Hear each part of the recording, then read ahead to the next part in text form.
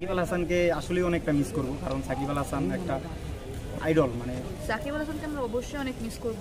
সে বাংলাদেশ টিমকে অনেক উপরে অনেক ভালো একটা জায়গায় নিয়ে গিয়েছে।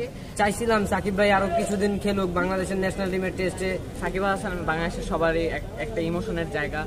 সে অনেক বছর ধরে খেলছে এবং বাংলাদেশকে একটা বড় জায়গায় নিয়েছে। সে বাংলাদেশের সবচেয়ে ভালো অলরাউন্ডার এবং বিশ্বের সবচেয়ে ভালো অলরাউন্ডারের র্যাঙ্কিংয়ে ছিল অনেক বছর।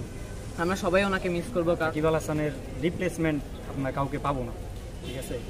আপনি একটা জিনিস দেখেন যে একটা প্লেয়ার চেষ্টা করছে কিনা, চেষ্টা করছে সে তার ইনজুরি নিয়ে, তারপরে তার মাথার ইনজুরিটা নিয়ে, যে আমরা যেটা জানি যে সে যখন ব্যাটিং করতে তার হেড পজিশন নিয়ে একটু সমস্যা হয়, এগুলো নিয়ে তখন তাও তো সেই স্ট্রাগল করে যাচ্ছে। এমন তো না যে সেই স্ট্রাগল করছে না বা দেশের জন্য কিছু করছে না।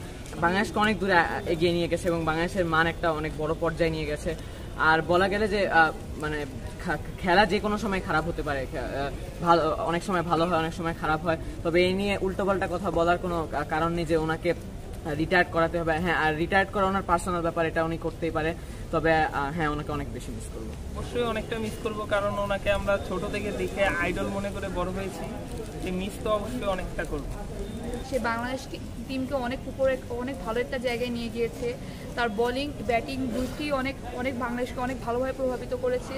তার বোলিং থেকে বাংলাদেশ অনেক উপকারিত হয়েছে এবং বাংলাদেশের তার ব্যাটিংও অনেক উপকারিত হয়েছে। বাংলাদেশ পুরো বিশ্বেরই অনেক ভালো এক নম্বর অলরাউন্ডার ছিলেন অনেক দিন ধরে, এবং এই জন্যই তিনি অনেক পৃথিবীর অন্যতম শ্রেষ্ঠ খেলোয়াড়। এই জন্য তাকে অনেক বেশি মিস করব।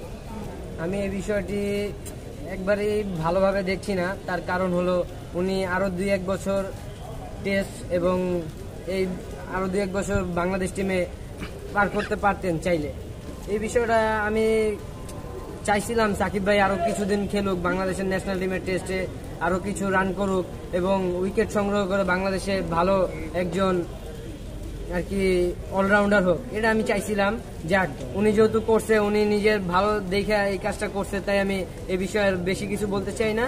উনি করছে, এই বিষয়টাকে আমি সম্মান করতেছি এবং যাক, উনি যেটা বুঝে করছে এটা আলহামদুলিল্লাহ ভালো। তার আমরা বিগত লাস্ট টেস্টে দেখছিলাম যে তার হাতের একটা ইনজুরি হয়েছে, বল লাগছিল একটা, তো সেখানেও আমরা দেখলাম। তারপরেও সে খেলে গিয়েছিল, যতটুকু খেলে গিয়েছিল, কিন্তু যদি দেশের জন্য না খেলতো তাহলে তো পারতো না। তো সাকিব আল হাসানের রিপ্লেসমেন্ট এখনো টিমে কাউকে দেখা যাচ্ছে না ওইরকম। এই ব্যাপারটা বক্তব্য হিসাবে খুবই কষ্ট সহকারে বলতে হচ্ছে যে সাকিব ধরতে গেলে আমারও আইডল এবং অনেক প্লেয়ার আছে, বাংলাদেশের অনেক দর্শক আছে যারা সাকিব প্রেমী।